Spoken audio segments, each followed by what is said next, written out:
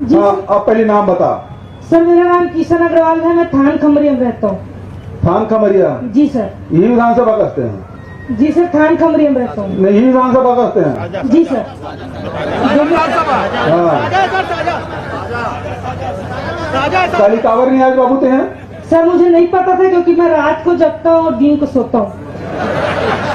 ये काम तो कौन करते हैं? क्योंकि सर मैं पढ़ाई कर रहा हूँ सर। हाँ, तो एक मतलब रात के जगना थोड़ी जरूरी है, दिन में पढ़ाई सर, कर मैं सकते इस सिचुएशन में फंसा हुआ हूँ हाँ। कि मुझे रात को जगना पड़ता है। अच्छा चलो ठीक है। अच्छा, क्या बोलना चाहते बताओ। सर, मैं ये बोलना चाहता हूँ कि जैसे EWS में 4% रिजर्वेशन मिल रहा है, हाँ। तो EWS जिसका 2-3 फैक्ट्री है वो भी डालता है और सर वहाँ हर साल बनवाना पड़ता है और वहाँ 500-1000 रुपया भी लगता है सर। और मैं ये कहना चाहता हूँ कि सर 76% मत दीजिए, क्योंकि जनरल वाले जो अपना पॉपुलेशन को कंट्रोल करके रखे हैं, जो पढ़े लिखे हैं सर, उनको क्यों पनिश किया जा रहा है? जो सर पिछड़े वर्ग के हैं उनके ज्यादा बच्चे होते हैं, इसलिए उनके ज्यादा पॉपुलेशन है सर। पॉपुलेशन के हिसाब से रिजर्वेशन ना दिया जाए सर। मैं ये कहना चाहता हूँ, मैं 3-4 साल से परीक्षा की तैयारी कर रहा हूँ सर। मैं 3-4 साल से परीक्षा की तैयारी कर रहा हूँ सर। इस गोल कार्यक्रम में सिर्फ आप बोल रहे हैं। मैं सिर्फ 3-4 मिनट बोलना चाहता हूँ कि सर आप ऐसा सुनो, एक बड़ी बात तो ये सुनो। हाँ, पहले तुम्हारा माइंड प्रीजुडिस है। नहीं है सर। आप सुनो, एक चीज सुन लो। अभी सब लोग बोल रहे हैं, जिसको मैं बोलता हूँ वो जो हाथ उठाते हैं सबको मौका दे रहा हूँ, नहीं दे रहा हूँ? ये गलत आरोप लगा रहा है कि नहीं लगा रहा है ना? तो पहले बात है, अपने वापस लो, समझ गए? और ये मौका मिला है तुमको। किस मुख्यमंत्री के पास तुम्हारे पिताजी कभी बात किए? सर, मेरे पिताजी, मैं जब छोटा था 8 क्लास में था, तुम्हारी मम्मी कभी बात की? तुम्हारे चाचा कभी बात किया? किस तरीके से सर? कभी अरे ऐसे कभी माइक दिया उसको कि बात की है?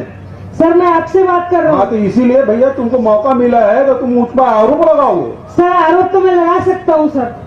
हर कोई लगाता है सर एक दूसरे पे। आप रमन सिंह को लगाते हैं, मोदी को लगाते हैं सुनो सर। सुनो, मैं मत सुनो, मैं उससे बात करता हूँ। कौन क्लास में पढ़ रहा है अभी? सर, मुझे 5 साल हो गए ग्रेजुएशन हुए। 5 सालों की ग्रेजुएशन हुए? जी सर। है ना? जी सर। हाँ, क्या सर आप ऐसा कीजिए, 76% रिजर्वेशन नहीं कीजिए। हाँ। आप जो वैकेंसी आ रही है उसको 2 या 3 गुना कर दीजिए, जिससे सब वर्ग के लोग खुश हो जाएंगे सर। हाँ। और चुनाव जीत जाएंगे सर। अच्छा। आप ऐसे कर दीजिए, सुनो। क्योंकि कोर्ट के आप विरुद्ध जा रहे हैं अच्छा। सर। आप कोर्ट के विरुद्ध जा रहे हैं और सब अच्छा। युवा को परेशान कर रहे हैं तुम्हारे सवाल हो गया ना? सर। आप सब युवा को परेशान कर रहे हैं। मैं कोर्ट के विरुद्ध जा रहा हूँ, जी ये सर। बात बोले ना? जी चलो सर। माइक दो, वापस दो। सर आप चलो माइक दो। अब इसका यह है कि आरक्षण के बारे में सवाल किया। बैठ जाओ सवाल जी, है ना? बहुत अच्छा सवाल। संविधान में व्यवस्था है कि अनुसूचित जाति और जनजाति के उसके जितनी जनसंख्या है उसके आधार पर आरक्षण मिलना चाहिए। अरे तुम सुनो यार, तुम संविधान को नहीं मानते? हम मानते हैं तो सुन लो, समझ गए?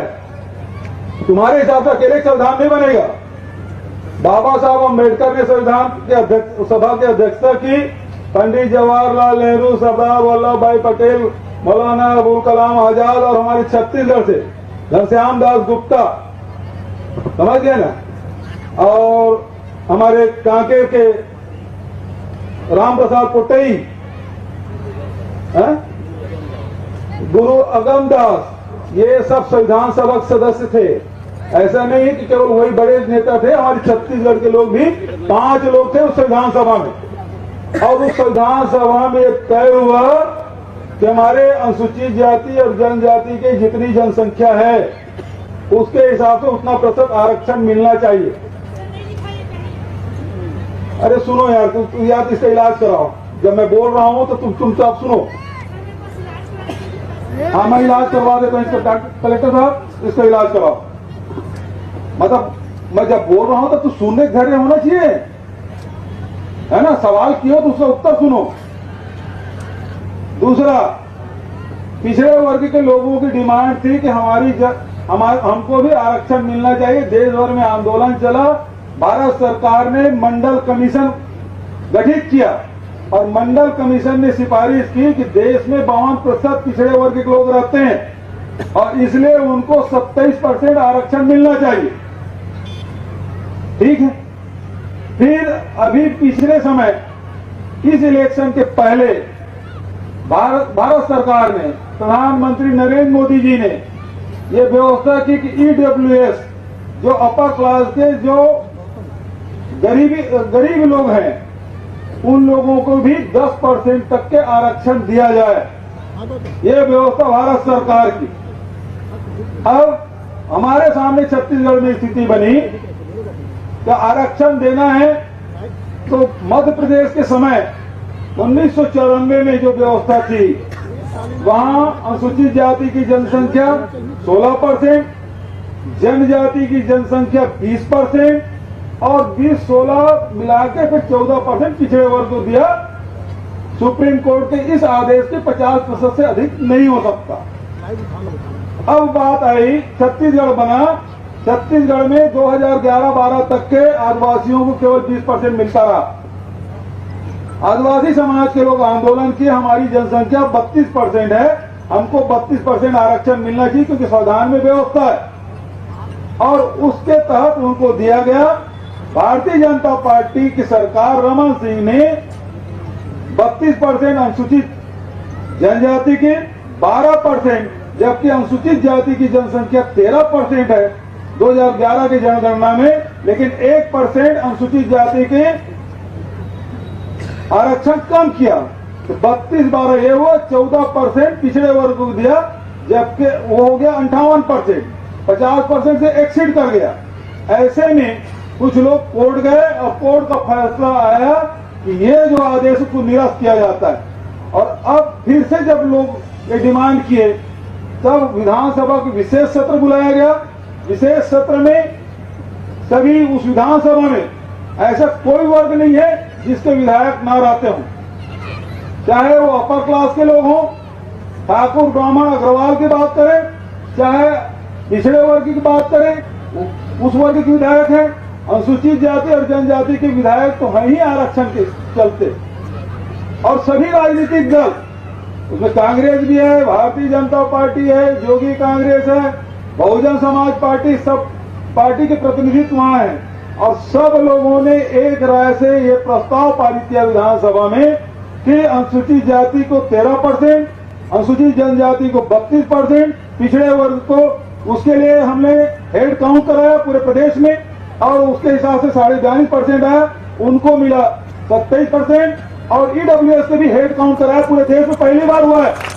पूरे देश में भारत सरकार ने भी ईडब्ल्यूएस के 10% तक किया है, लेकिन उसके पास भी हेड काउंट नहीं है। केवल छत्तीसगढ़ सरकार के पास ईडब्ल्यूएस के लिए हेड काउंट कराया गया, उसमें 3.5% आया और उसको 4% उसके लिए आरक्षण की व्यवस्था की गई। बताइए ना, संविधान के या मंडल कमीशन के या भारत सरकार के फैसले के खिलाफ में एक लाइन भी या 1% भी किसी का कम या ज्यादा किया हूं। मैंने वही किया जो संविधान में व्यवस्था है, मैंने वही किया जो मंडल कमीशन की सिफारिश है, मैंने वही किया जो भारत सरकार की सिफारिश है। तो मैं किसी के विरोध में नहीं हूं, ये पूरा प्रदेश मेरा है, पूरे प्रदेश का मैं सेवक हूं और इसलिए मैं किसी के साथ अन्याय नहीं कर सकता। जो व्यवस्था संविधान में है, जो भारत सरकार का आदेश है, और अब सुप्रीम कोर्ट ने भी कह दिया कि 50% तक की सीलिंग था। और ईडब्ल्यूएस के लिए कुछ लोग गए कोर्ट, सुप्रीम कोर्ट ने कहा ईडब्ल्यूएस को जो आरक्षण दिया गया वो गलत नहीं है, आर्थिक आधार पर जो दिया गया वो सही है। तो अब 50% से अधिक हो गया, समझ गए ना। 50% इसमें अपर क्लास को भी मिल रहा है, पिछड़े वर्ग को मिल रहा है, अनुसूचित जाति को मिल रहा है और जनजाति को मिल रहा है, और उसके बाद भी 24% बचा है।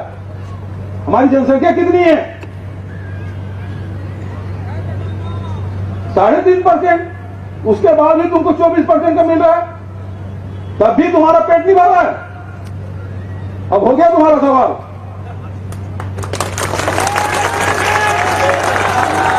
हम किसी के साथ अन्याय नहीं करते, सबके साथ न्याय करना है, सबको अधिकार मिलना चाहिए। क्या अनुसूचित जाति का अधिकार नहीं मिलना चाहिए? क्या जनजाति के लिए अधिकार नहीं मिलने चाहिए? क्या मेरे पिछड़े वर्ग के लोगों को नहीं मिलना चाहिए? क्या मेरे अपर क्लास के साथी हैं उनको नहीं मिलना चाहिए, जो आर्थिक रूप से कमजोर है? सबको मिलना चाहिए। ये छत्तीसगढ़ है और कांग्रेस पार्टी सबके साथ न्याय करती है, जहर बोने का काम नहीं करती। तुम्हारे दिमाग में जहर भर दिया गया है। सबको मौका दे रहे हैं। और क्यों आरक्षण लागू है उसके बाद घंटों डिस्कशन किया जा सकता है। समय लेकर आ जाना, उसके बारे में डिस्कशन कर लेंगे। मुझे याद है अजय चंद्राकर ने कहा था विधानसभा में, दलगत राजनीति से बंधा हुआ मैं आरक्षण के विरोधी हूं। कि शायद उसी विचारधारा के लोग हैं। जो लोग हजारों साल से दबे कुचले हैं उनको बराबर लाने की जिम्मेदारी किसकी है? सरकार की है। जो दलित है, शोषित है, पीड़ित है, अनुसूचित जाति की जो हजारों साल से अस्पृश्यता में झेल रहे हैं दुख, कुत्ते बिल्ली को गोद में रखते हो, अपने घर में रखते हो, अपने बेड में सुलाते हो, और जो गरीब जो अनुसूचित जाति के लोग हैं उसे घृणा करते हो। ये हमारे समाज के दुर्भाग्य। और इसी को समानता लाने के लिए बाबा साहब अम्बेडकर ने व्यवस्था की कि नहीं, हम सब समान हैं। अभी गुरु घासीदास जी की जयंती चल रही है, अब वो ले जाओ उसको। मानसिक रूप से कुछ गड़बड़ लगता है। देखो चेक कराओ। बाबा साहब अम्बेडकर ने समानता की बात की, अभी गुरु घासीदास जी की जयंती चल रही है, पूरा पखवाड़ा चल रहा है। बाबा जी ने क्या कहा? बाबा जी ने कहा मन के एक समान, समानता की बात, भाईचारा की बात। ये बाबा जी संदेश, और हम उस संदेश को मानने के लिए इनकार कर रहे हैं क्योंकि आप ज्यादा पढ़े लिखे हो, आपके पास ज्यादा बुद्धि है, मौका मिलना चाहिए आपको। लेकिन दूसरे को भी हमारे परिवार के सदस्य हैं। मान लो मेरे घर में 4 बच्चे हैं, एक कमजोर हो गया तो उसके साथ अन्याय कर दूं? एक बच्चा बहुत होशियार है तो बढ़िया है, वो आगे बढ़ जाएगा। लेकिन जो सबसे कमजोर बच्चा है, माता पिता सबसे ज्यादा उसका ध्यान रखते हैं। मेरा बच्चा कमजोर है, विज्ञान हो गया है, मानसिक रूप से कमजोर है, पढ़ाई लिखाई में कमजोर है, तो माता पिता सबसे ज्यादा ध्यान किसका रखते हैं? कमजोर बच्चे के। तो सरकार यदि कमजोर लोगों के साथ में खड़ा होती है तो किसी तकलीफ क्यों होना चाहिए? हम उस वर्ग को ऊपर उठाना चाहते हैं। ये योजनाएं क्या है? गोधन न्याय योजना, भूमि श्रमिक न्याय योजना, राजीव गांधी किसान न्याय योजना क्या है? छत्तीसगढ़ में संपदा बहुत है, लेकिन हमको वितरण मिल रहा था क्या? आज छत्तीसगढ़ में आप देखेंगे कि 1,50,000 करोड़ रुपया मेरे माटा है। 1,50,000 करोड़ सीधा किसानों के, मजदूरों के, गरीबों के, महिलाओं के जेब में पैसा गया है। ये पहले भी पैसा था, वो मिलता था क्या आपको? तो पैसा किसके जेब में जाता था? इसका कोई जवाब है? आज हमने व्यवस्था करके दिखा दी। आज 4 साल हो गया, अभी इस 4थे साल में हमने 1 पैसा कर्जा नहीं लिया। ये व्यवस्था है।